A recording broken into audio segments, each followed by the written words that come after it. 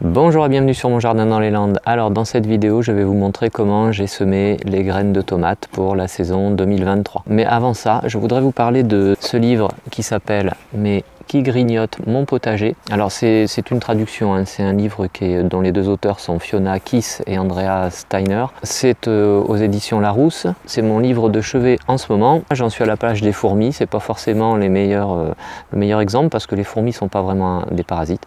Mais voilà, c'est très intéressant, il est très complet, il y a des photos. Vous pouvez acheter sans problème ce livre, c'est 16,95 €. Je vous mets dans la description ici donc le lien pour pouvoir le trouver aux éditions Larousse. Et puis aussi je voulais vous informer de mon nouveau compte Instagram, le compte que j'ai créé pour vous présenter tous les livres qui m'inspirent, tous ceux que je trouve intéressants à lire.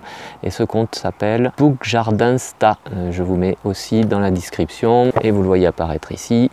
Book Jardinsta. Maintenant on regarde comment j'ai semé les tomates cette année en 2023. Alors donc je vais semer les tomates dans ces barquettes. Voilà, j'ai 3 barquettes différentes. Alors c'est toujours de la récup, hein. Celle-ci, eh bien c'est une barquette dans laquelle j'avais des petites mottes de salade au départ que j'ai plantées au potager. Et puis ça c'est des barquettes qui servent à mettre les godets. Et il y a 4 godets en principe, des godets de 7. Et au fond, pour éviter que le terreau ne traverse, eh bien je mets du papier craft là aussi que j'ai récupéré.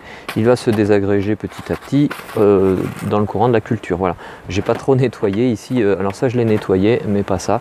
C'est pas très grave, ça devrait pas poser de problème pour les semis de tomates. Voilà, donc les petites clayettes, ensuite du mélange terreux. Alors celui-ci c'est un mélange terreux, donc toujours que je récupère. Il est drainant, il est relativement grossier. Alors ce que je vais faire, c'est que je vais le tamiser un petit peu pour mettre ne serait-ce que en surface, pour faire ce que l'on appelle le lit de semence. En surface, je tamiserai un petit peu de façon à ce que les graines ne soient pas avec des éléments grossiers.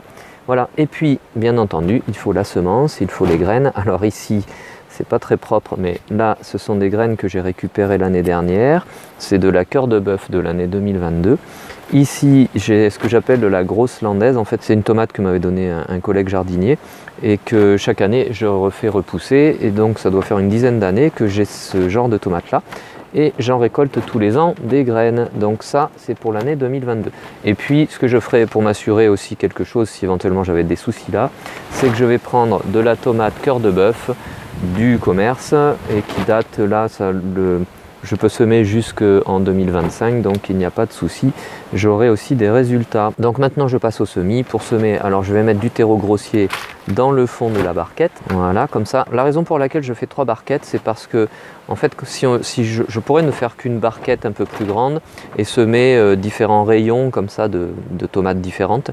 Le problème qu'il y a, c'est que si la levée est assez hétérogène entre les 3 variétés par exemple, eh bien je vais me retrouver à devoir sortir des plants parce que sinon ils vont filer comme on le voit souvent, hein, ils vont chercher la lumière et peut-être que d'autres ne seront pas encore bien germés. Donc je préfère avoir 3 barquettes différentes, comme ça j'ai une variété par barquette. Alors voilà, donc j'ai rempli les barquettes presque d'un peu plus que la moitié. Vous voyez, le terreau est à peu près le terreau est à peu près à cet endroit-là.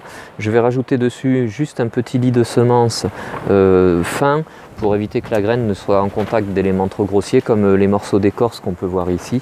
Voilà, il suffirait que la graine se pose là-dessus. Ce sera peut-être pas suffisamment humide pour qu'elle germe. Donc hop, j'ai mon petit tamis maison. Voilà, et je vais mettre, alors mon terreau est un peu humide, ça va être un peu compliqué peut-être à tamiser, mais ça devrait passer. J'ai quand même un terreau qui est plus fin et qui est sans d'éléments trop grossiers.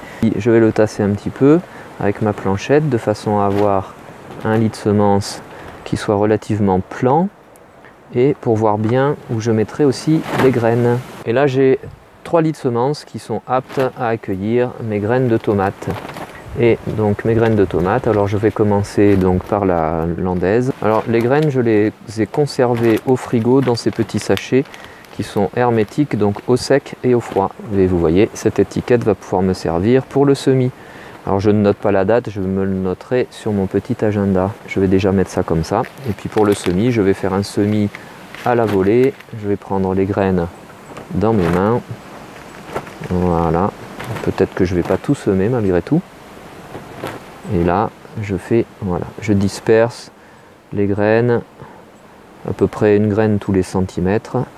Je vais en avoir quelques-unes. Voilà, c'est ce qu'on appelle un semis à la volée et que je devrais ensuite repiquer. J'essaie d'avoir une densité qui n'est pas trop importante parce que sinon la concurrence ferait que déjà ça limiterait la pousse et en même temps ça pourrait faire apparaître une maladie qui s'appelle la fonte des semis et qui pourrait me faire pourrir tous les plants. Voilà, globalement ça donne ça et là-dessus je vais recouvrir. Alors ce que je vais faire là, c'est que comme j'avais ça sur un papier essuie-tout, je vais le laisser comme ça, je vais déchirer un peu ça.